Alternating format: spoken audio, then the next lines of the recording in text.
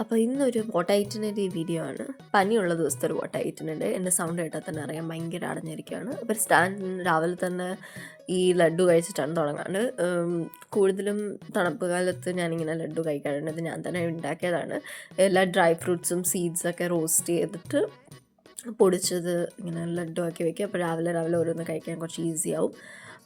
പിന്നെ കുറച്ച് ലൈറ്റ് ആയിക്കോട്ടെ എന്ന് വിചാരിച്ച് പനിയും കൂടി ആയതുകൊണ്ട് ഞാൻ രാവിലെ മസാല ഓട്സാണ് ഉണ്ടാക്കിയത്. അത് കുറച്ച് പെട്ടെന്ന് ഈസിയാണ് ഉണ്ടാക്കാൻ വേണ്ടിയിട്ട്.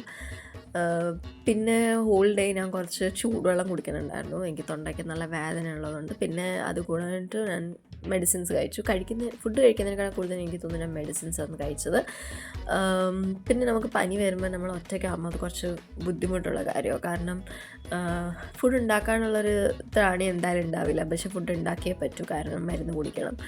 പിന്നെ ഇടയ്ക്കിടയ്ക്ക് എണീറ്റ് ചൂടുവെള്ളം കാച്ചി കുടിക്കുക, അതൊക്കെ കുറച്ച് ബുദ്ധിമുട്ടാണ്. പക്ഷേ വീട്ടിലാണെന്ന സമയത്ത് നമ്മളിങ്ങനെ കിടന്നാൽ മതി, എല്ലാം നമ്മുടെ കയ്യിലെത്തും. മെഡിസിൻസ് ആണെങ്കിലും വെള്ളമാണെങ്കിലും.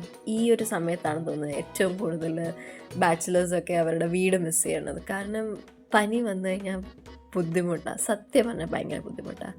It's very hard. പക്ഷേ എനിക്ക് തോന്നുന്നു ഇതൊരു ലൈഫിലൊരു ടൈമാണ്. ആൻഡ് ഇത് നമ്മൾ എക്സ്പീരിയൻസ് ചെയ്യണം, because this will make us more stronger.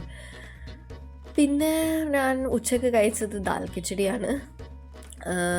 എനിക്ക് പനിയൊക്കെ വരുമ്പോൾ കൂടുതലും ദാൽ കിച്ചടി കഴിക്കാൻ തോന്നുന്നു. ഓൾറെഡി ടേസ്റ്റ് ഒന്നും ഉണ്ടാവില്ല, പക്ഷെ പെട്ടെന്ന് ഉണ്ടാക്കാനും പറ്റുന്നുണ്ട്.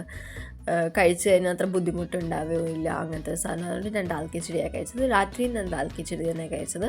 പിന്നെ എനിക്ക് സീരീസൊക്കെ കാണാൻ ഭയങ്കര ഇഷ്ടമാണ്. അപ്പോൾ ഞാൻ സീരീസൊക്കെ കണ്ട് എൻ്റെ ഡേ സ്പെൻഡ് ചെയ്ത്, അല്ലാതെ പ്രത്യേകിച്ചൊന്നും ഞാൻ ചെയ്തില്ല. അത്രേ ഉള്ളൂ. ബൈ.